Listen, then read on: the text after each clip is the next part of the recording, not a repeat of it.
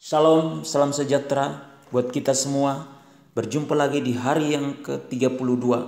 Ada hal yang luar biasa yang Tuhan janjikan bagi kita hari ini. Kejadian 32 ayat 1 sampai 32. Yakub takut bertemu dengan Esau. Yakub melanjutkan perjalanannya. Lalu bertemulah malaikat-malaikat Allah dengan dia.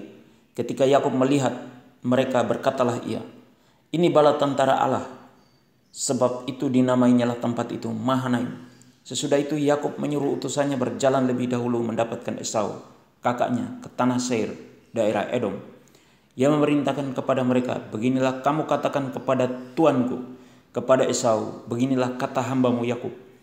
Aku telah tinggal pada Laban sebagai orang asing dan diam di situ selama ini. Aku telah mempunyai lembu sapi, keledai dan kambing domba, budak laki-laki dan perempuan. Dan aku menyuruh memberitahukan hal ini kepada tuanku, supaya aku mendapat kasihmu." Kemudian pulanglah para utusan itu kepada Yakub dan berkata, "Kami telah sampai kepada kakakmu, kepada Esau, dan ia pun sedang di jalan menemui engkau, diiringi oleh 400 orang. Lalu sangat takutlah Yakub dan merasa sesak hati. Maka dibaginyalah orang-orangnya yang bersama-sama dengan dia, kambing dombanya, lembu sapi dan untanya menjadi 2 pasukan. Sebab pikirnya, jika Esau datang menyerang pasukan yang satu sehingga terpukul kalah, maka pasukan yang tinggal akan terluput. Kemudian berkatalah Yakub, "Ya Allah nenekku Abraham dan Allah ayahku Ishak, ya Tuhan yang telah berfirman kepadaku, pulanglah ke negerimu serta kepada sanak saudaramu, dan aku akan berbuat baik kepadamu. Sekali-kali aku tidak layak untuk menerima segala kasih dan kesetiaan yang engkau tunjukkan kepada hambamu ini. Sebab aku membawa hanya tongkatku ini waktu aku menyeberangi sungai Yordan ini. Tetapi sekarang telah menjadi 2 pasukan. Lepaskanlah kiranya aku dari tangan kakakku, dari tangan Esau, sebab aku takut kepadanya. Jangan-jangan ia datang membunuh aku, juga ibu-ibu dengan anak-anaknya. Bukankah engkau telah berfirman, tentu aku akan berbuat baik kepadamu dan menjadikan keturunanmu sebagai pasir di laut, yang karena banyaknya tidak dapat dihitung." Lalu bermalamlah ia di sana pada malam itu.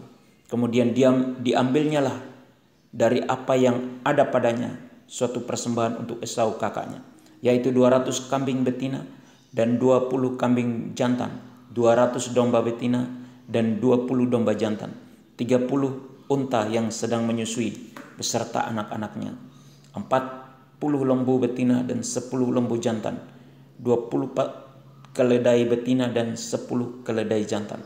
Diserahkannyalah semuanya itu kepada budak-budaknya untuk dijaga, tiap-tiap kumpulan tersendiri. Dan ia berkata kepada mereka, "Berjalanlah kamu lebih dahulu dan jagalah supaya ada jarak antara kumpulan yang satu dengan kumpulan yang lain." Diperintahkannyalah kepada yang paling di muka, "Apabila Esau kakakku bertemu dengan engkau dan bertanya kepadamu, 'Siapakah tuanmu dan kemanakah engkau pergi? Dan milik siapakah ternak yang di depanmu itu?' Jawablah, 'Milik hambamu Yakub. Inilah persembahan yang dikirim kepada tuanku Esau. Dan Yakub sendiri pun ada di belakang kami.' Begitulah diperintahkannya baik kepada yang kedua maupun kepada yang ketiga, dan kepada sekalian orang yang berjalan menggiring kumpulan hewan itu.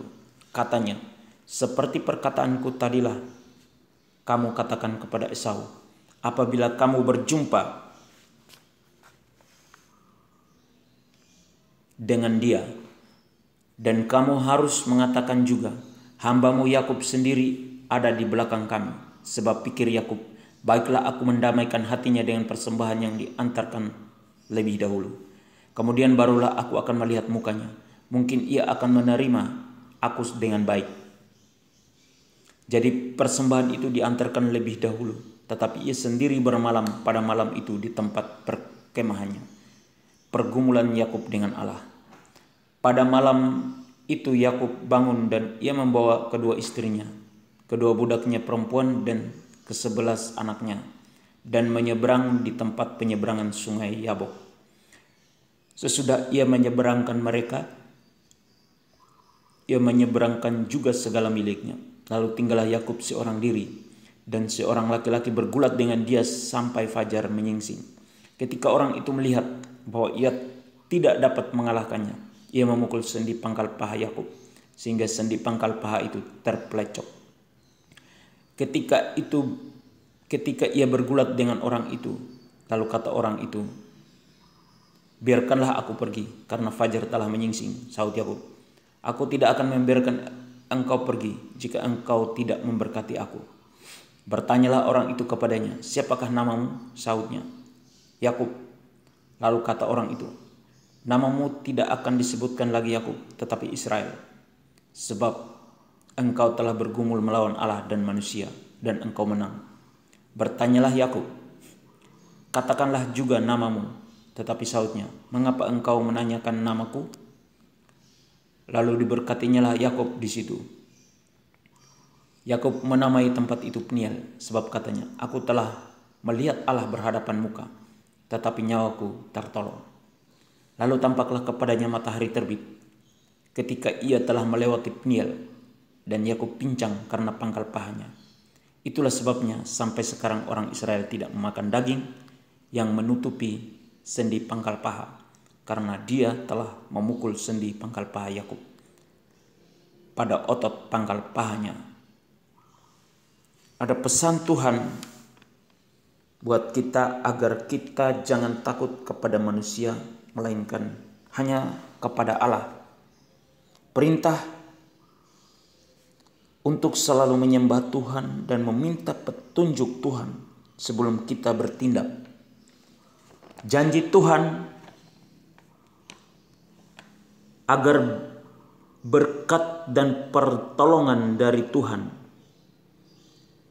ketika kita tidak menyerah di dalam pergumulan kita. Amin. Tuhan Yesus memberkati.